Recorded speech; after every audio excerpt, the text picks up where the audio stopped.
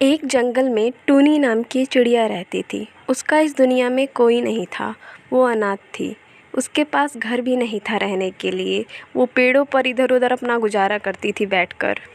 एक दिन टूनी चिड़िया एक पेड़ पर बैठकर रो रही थी। तभी उसके पास काला कौवा आता है और कहता है, क्या हुआ चिड़िया बहन, क्यों रो रही हो? कौवे भाई, इस जंगल में सारे पक्षियों के अपने अपने घर हैं, बस मेरा घर नहीं है।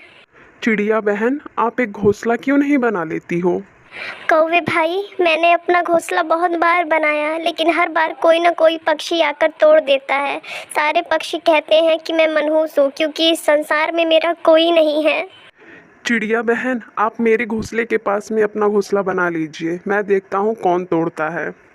टूनी चिड़िया कौवे की मदद से अपना घोंसला बना लेती है और उसमें रहने लगती है।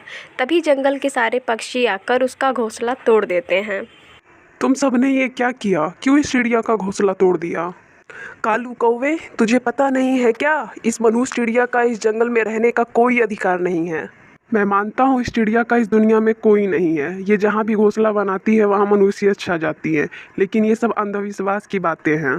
कालू कौवे, तुम हमें ज्ञान मत दो, हमें अच्छा बुरा सब पता है। इस चिड़िया को हम लोग इस जंगल में घोंसला नहीं बनाने देंगे। तभी वहाँ तेज़ तूफान आ जाता है और बारिश आ जाता है। सारे पक्षियों के घर टूट जाते हैं। अरे, ये क्या हो गया? ये जंगल के सारे पक्षियों के घर टूट गए। मैंने कहा था ना इस चिड़िया को घर मत बनाने दो।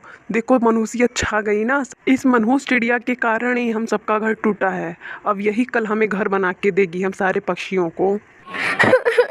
मैं अकेले इतने सारे पक्षियों का घर कैसे बना सकती हूँ? हम सारे पक्षियों का घर तुम्हारे मनहूसियत की वजह से टूटा है। तुम ही बना कर दोगी, वरना हम लोग तुम्हें जान से मार देंगे। अगर जंगल के किसी भी पक्षी ने तुम्हारी मदद की तो हम उसे दर्दनाक सजा देंगे। जंगल के सारे पक्षी डर जाते हैं और कोई भी टूनी चिड़िया की मदद करने के लिए नहीं आता है। अगले दिन सवेरे टूनी लकड़ी इकट्ठा करने लगती है। अभी आधी लकड़ी ही जमा हुई है, मैं सारे पक्षियों का घर कैसे बनाऊंगी? तभी बाज वहाँ आता है और कहता है, ए मनहूस चिड़िया सुन, सबसे पहले मेरा घोंसला बना और सबसे मजबूत लकड़ियों से बना।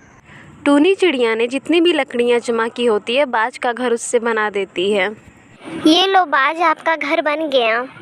ये क्या? तुमने इतनी कम लकड़ियों से मेरा घर बनाया? ये तो एक पल में ही टूट जाएगा। बाज, मैंने जितनी भी लकड़ियाँ जमा की थी, सारी लकड़ियों से मैंने आपका घर बना दिया। तभी वहाँ पर सुंदरी कौवी आती है और कहती है, तुम अभी तक यहीं हो चिड़िया? चलो मेरा घोंसला बनाना है। हाँ सुंदरी बहन, मैं थोड़ी और लकड़ियाँ जमा कर लूँ, तब मैं आपका घोंसला बना देती हूँ। मैंने जितनी भी लकड़ियाँ जमा की थी उनमें बाज का घर बन गया।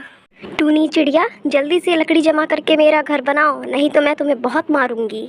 टूनी चिड़िया लकड़ी इकट्ठा करने चली जाती है। बहुत मुश्किलों के बाद लकड़ी इकट्ठा करके वो सुंदरी कौवी का भी घर बना देती है। टूनी चिड़िया सारे पक्षियों का घर बनाकर थक गई थी। उसका शरीर कांप रहा था और रात हो गई थी। तभी वो मन ही मन कहती है, जंगल के सारे पक्षियों का घर तो बन गया है, चलो अब कौवे भाई का घर बना देती हूँ, थोड़ी सी लकड़ियाँ बची हैं। चिड़िया बहन, आप थक गई हैं, आराम कर लीजिए। मेरा घोंसला रहने दीजिए बनाने को, मैं बना लूँगा। आपकी तबीयत खराब हो जाएगी।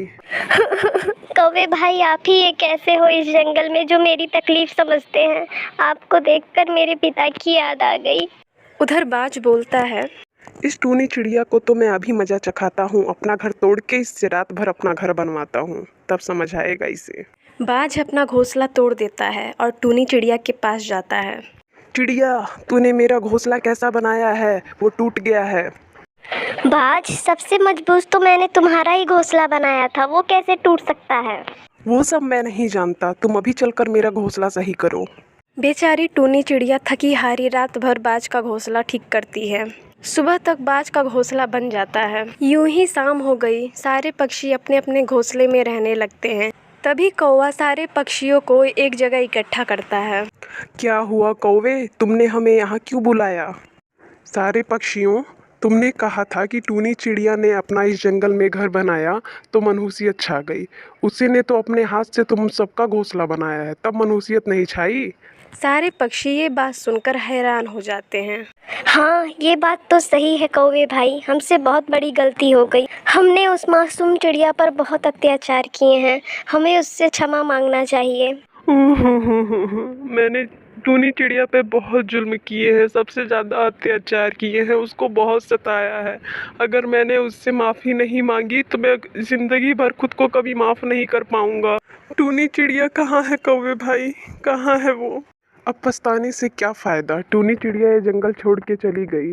मैंने उससे बहुत रोकने की कोशिश की लेकिन वो नहीं रुकी। तुम सारे पक्षियों ने उसके साथ बहुत अत्याचार किया, बहुत बुरा व्यवहार किया। वो अब इस जंगल में कभी वापस नहीं आएगी, वो चली गई है। सारे पक्षियों को अपनी गलती का एहसास होता है और वो लोग टूनी चिड़िया को ढूंढने के लिए निकल जाते हैं, लेकिन टूनी चिड़िया कहीं नहीं मिलती है। सारे पक्षी टूनी चिड़िया के गुनहगार बन के रह गए, लेकिन टूनी चिड़िया का कोई अता पता नहीं चला। अगर आपको हमारी स्टोरी पसंद आई हो तो हमारे वीडियो को लाइक करें, चैनल को सब्सक्राइब करें इसी तरह की कहानियाँ देखने के लिए।